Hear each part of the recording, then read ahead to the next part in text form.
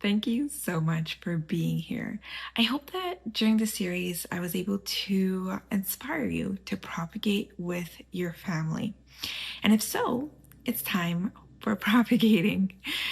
Now, if you have your book, My First ABC Book of Houseplants, go grab yourself the book. And you probably have already guessed today we are propagating a Monstera.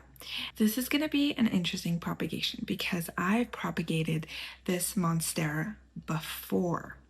Now, this used to be a beautiful Monstera, and I'll post some videos here. I actually struggled with this plant because it was infested with thrips, which was so sad because it was thriving and I treated it for quite a bit of time. I even brought it in my backyard, hosed it down because they were literally everywhere.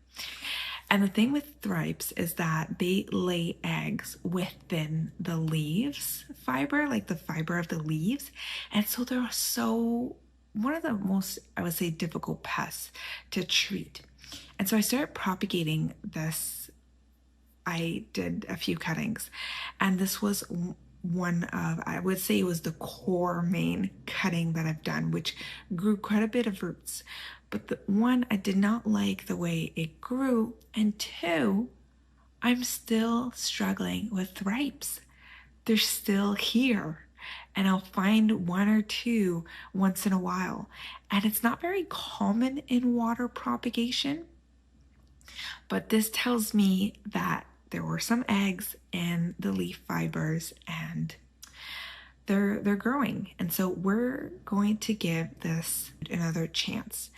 Now, I'm going to show you when you're propagating your Monstera where you want to propagate.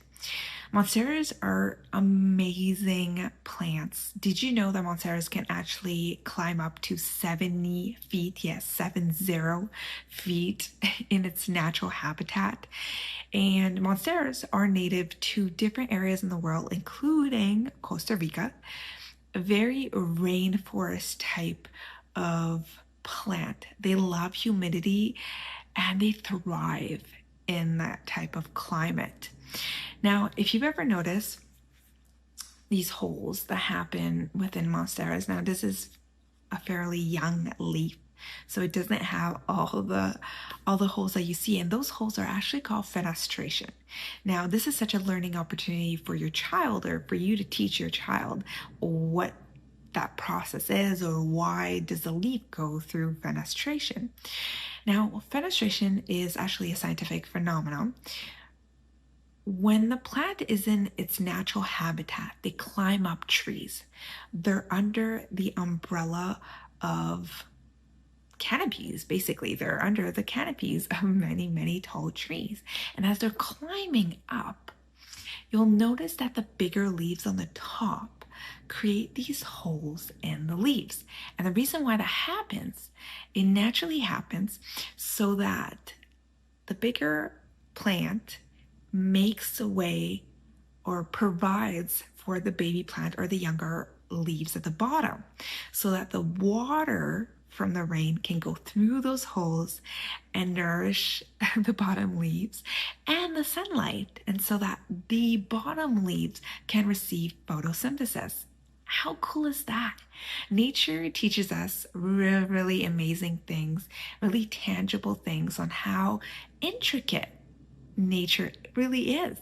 And so that is a learning opportunity. Feel free to share that with your family. Now, are you ready? Are you ready to propagate? Let's do it.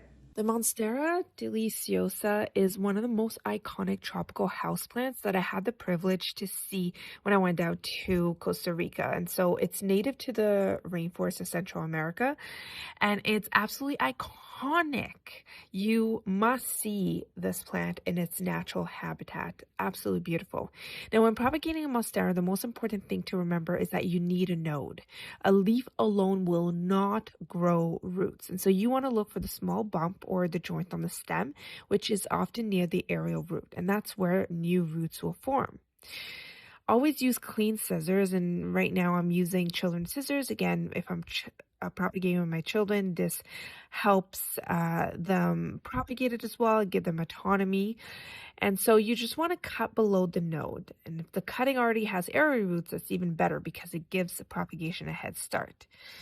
Now you can propagate monsteras in water or soil, but I prefer doing it in water because you can monitor the root growth.